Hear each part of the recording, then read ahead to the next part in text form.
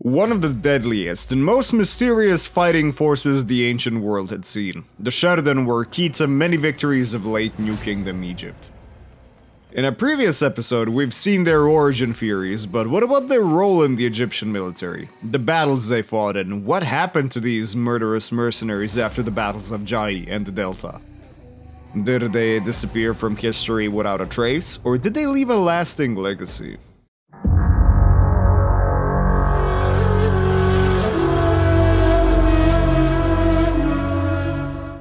The heroes of our story are mentioned for the first time in the 14th century Amarna letters, a series of clay tablets written in cuneiform exchanged between the many great kings of the period, as well as local rulers.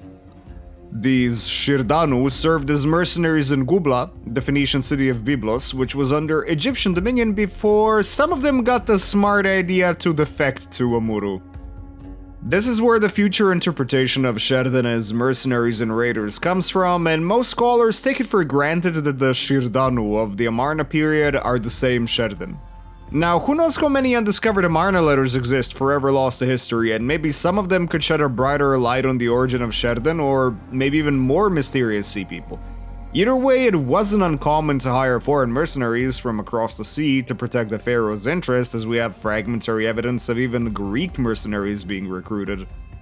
Regardless, let's fast forward the clock just a little bit, a few decades here and there, into the time of Ramses II, one of the greatest Egyptian pharaohs ever to have lived. By this point, the Sherden were already known across the eastern Mediterranean as vicious sea-born raiders who were essentially undefeated. Raiding settlements is great and all, but how about attacking Egypt?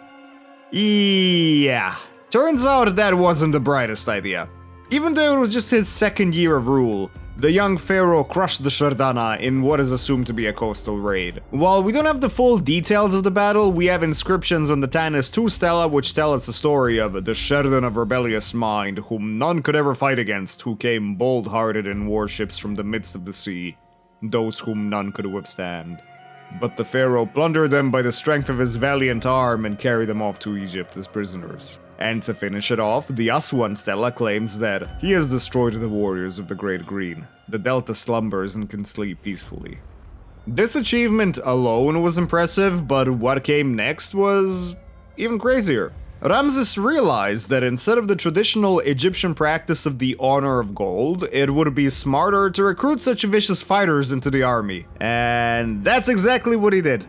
An unspecified number of Shardana was essentially forced into military service, and you know what? It's logical. Would you rather fight for the guy who captured you and potentially make something out of it, or would you rather get executed, or what's worse, getting your arm or manhood chopped off? Yeah, I think we know the answer. From this point onwards, Sherden and Egyptian service are never mentioned in a naval context.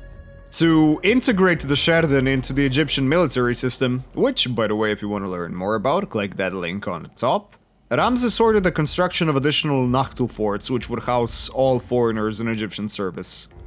Initially, the Sherden were stationed in existing fortresses in the Sinai, but more were built specifically for them, with at least 2 examples known on the ways of Horus. Ramses II totally didn't have a giant ego, by the way, not at all, so he took great pride in settling foreigners inside these forts, and he bragged about moving north to the south, south to the north, east to the west, west to the east. Where does it end? The stories of Sherden's strength would soon prove themselves during the year 5 of Ramses, in the Battle of Kadesh. So now, His Majesty issued supplies to his infantry and chariotry and the Sherden warriors that His Majesty had captured, when he brought them in by the triumph of his strong arm, they being kitted out with all their weapons and the plan of campaign given to them. This inscription clearly shows how important the Sherden were to the Egyptian army. After all, most of the pharaoh's royal bodyguard consisted of Sherden. While we'll cover the Battle of Kadesh on this channel in depth at some point in the future, we're gonna focus on the role of the Sherden here. The Egyptian army was divided into 4 divisions: Rey, Amun, Sutech, and Ptah. While Ramses was encamped and planning with his officers in the Amun division's camp, the Hittites launched a surprise chariot attack on the Rey division as it was marching to the north. These soldiers were almost completely shattered by the Hittite chariot charge, so they fled towards the camp of Amun. The Hittites continued their assault, they crashed through the Amun division, they also panicked, and it looked like it was over for the Egyptians. Ramses, fighting amongst his bodyguard and trying to prevent a total collapse of the Egyptian army, invoked the god Amun and led an almost single-handed chariot attack against the Hittite eastern flank. This display of courage rallied the Egyptians, they counterattacked, they killed a lot of Hittites and prevented a total defeat. Now, if we ignore the obvious and totally not exaggerated heroic performance of the pharaoh and divine intervention, the royal bodyguard was crucial in crushing the Hittites. Because of their bravery and skill, not only the pharaoh, but many officers and soldiers were saved. We have depictions of them marching at Kadesh. We also have the carving of a Hittite's hand being cut off by a Sherden. The valor of the Sherden is shown once again at the siege of Dapur, a city in Syria that was under Hittite dominion. They're depicted storming the city together with Egyptian soldiers, while the defenders are raining projectiles on them. Sherden in Egyptian service are always depicted as having a disc between the horns on their helmets, but here they're surprisingly lacking them. More and more Sherden appear not just in Egypt as mercenaries, which would eventually become settlers, but in other places in the eastern Mediterranean, such as Ugarit, where we have evidence of some Sherden serving as guards, owning land, and even being involved in a lawsuit. Here we have the name of a certain Mutbal, but once again we can't be sure if this is his actual name or the timeless human tradition of giving somebody a name that, hey, it just sounds close enough to something I can pronounce. The Sherden that arrived in Egypt during this wave would settle permanently and marry Egyptian women, and that would pave the way for future integration, but this wasn't even close to the end of their story. After the death of Ramses, his only surviving son Merneptah ascended the throne. In his 5th year of rule, a massive coalition of peoples assembled with the intent to settle in Egypt. Different Libyan tribes under the rule of Meryei, king of the Meshwesh, formed an alliance with the so-called Sea People. The various Libu tribes, the Ekwesh, Luka, Teresh, Shekilesh, and Sherden, all with wives and children, moved into the Nile Delta with the intention to settle down. The Egyptians met them at Perire, and after 6 hours of brutal fighting and unending arrow showers from the Egyptian army, the enemy alliance was shattered by a chariot charge. The battle didn't end so well for the Libyans and their Sea People friends, and we have a list of captives, amongst whom are the Sherden. Unfortunately, we don't know how many Sherden were captured, but it turns out that Merneptah also had a little bit of the wisdom of his father in this context. He decided to recruit the surviving Sherden into the army. Sherden of the Great Green, that are the captives of His Majesty. They're equipped with all their weapons in the court and bring a tribute of barley and provisions for their chariotry, as well as chopped straw. The later parts of the same document mentions the military exploits of the Sherden under Merneptah against the Libyans and the Canaanites. The victorious army came after he has triumphed in victory and power. It has set fire to his Derktu and burnt the Merina. The Sherden whom thou hast taken by your strong arm have plundered the tribes of foreign lands. I think it's pretty clear by now, the Sherden were effective killing machines, especially when used by a competent commander. We don't really hear much about them after Merneptah's death, as the last pharaohs of the 19th dynasty were more concerned with internal matters, and if the Harris Papyrus is to be believed, yeah, they were pretty bad at their job. This is something you always have to ask yourself when you're reading an Egyptian source in a previous dynasty. Is this the truth, or is this just slander? But, luckily for us, our heroes appear once again in the sources when Ramses III was crowned pharaoh, and used them in a series of bloody wars. Thanks to the reliefs at his mortuary temple at Medinet Habu and the Harris Papyrus commissioned by his son Ramses IV, we have accounts of many battles. We don't have full descriptions of these battles and campaigns, so for now we have to rely on the inscriptions and imagination. In his 5th year, an alliance of Libyan tribes consisting of the Libu, Meshwesh, and Sepid invaded Egypt. However, the Egyptians and their Nubian, Sherden, and Pelesit mercenaries crushed this invasion. Speaking of invasions, the entirety of the eastern Mediterranean was on fire, and some places were literally burned to the ground. A mass movement of different tribes was making its way down to Egypt, both by land and sea. As we focused on this great migration in a previous episode, we'll look into the role of the Sherden now. In his 8th year of rule, Ramses III assembled a massive host, calling the officials and leaders of the land, the infantry, the chariotry, the Sherden, the many bowmen, and all the souls of Egypt. It's been approximately a century since the Sherden entered Egyptian military service by this point, so their population must have been sizable and their performance very effective if they had their own titles. With this army, Ramses marched to meet the invading hordes. At Medinet Habu, we see the Egyptians and Sherden slaughtering the invaders. Modern research, for the most part, suggests that the invasion consisted of multiple waves and many battles, so the Egyptian inscriptions condensed them into the 2 battles of Zai and the Delta. After defeating the invaders, the pharaoh had the Sherden of the sea, both without number, and as numerous as 100,000s, whom he brought in captivity to Egypt and settled in strongholds. It's not impossible that the Sherden of the Sea would have been among the attackers, but as you know by now, you have to take Egyptian sources with a little bit of skepticism. There's a chance this could have been propaganda to copy the actions of Ramses II in the same way he captured and settled the mighty Sherden, even though it was fairly close to his own time. If this is true, it's the only known source of Sherden attacking Egypt during his rule. Now, popular theories suggest that the enemy Sherden are shown without the disc on their helmets to help identify them from friendly Sherden, but there's a problem with that. One of the captives at Medinet Habu is clearly a Sherden with a disc on the helmet, so that kind of falls into the water. Ramses was not allowed to enjoy peace, so in his 11th year, Egypt was once again invaded by the Libyans. But who would have guessed it? Thanks to the professional Egyptian army and the Sherden, Peliset, and other recruited sea people, the Libyans were crushed. Chased by the Egyptians, 2,275 Libyans were killed, and ask yourself how many of them died because of the Sherden. Egypt still had dominion over most of Canaan, at least in name, so Ramses had to fight more battles in Syria. As an example, there's the Battle of Tunep, where Sherden once again proved their worth as unmatched shock troops. We even see a Hittite prisoner at Medinet Habu, so that could mean that Ramses III campaigned against the Hittite remnants in Syria, specifically against Carchemish. And with this, the most noticeable military performance of the Sherden ends. But what happened to them after a century of service?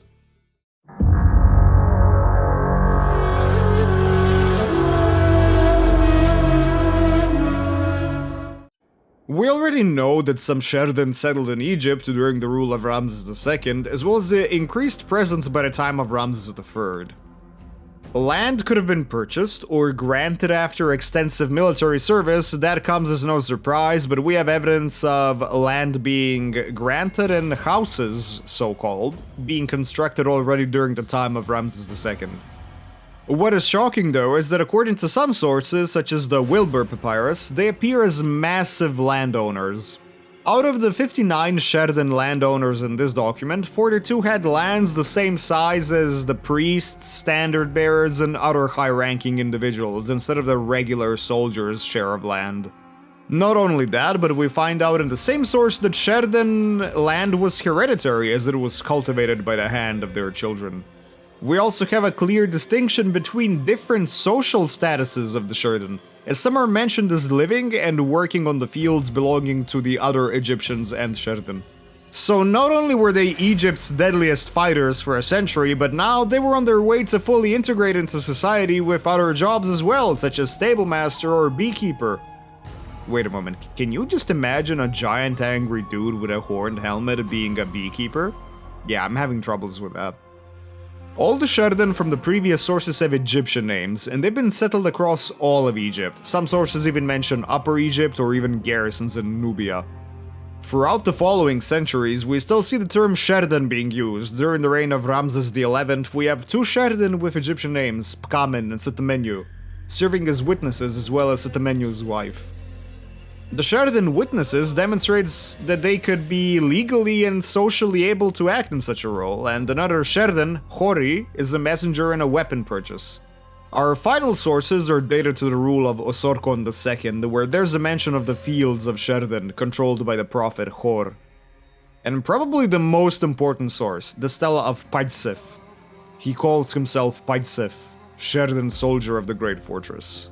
Not only does he have an Egyptian name, he also brings an offering to the gods Heryeshef and Hathor, as well as depicting himself fully Egyptianized. Perhaps the term Sherden was used in Egypt for an even longer period of time. We just have to hope an artifact confirming that is found.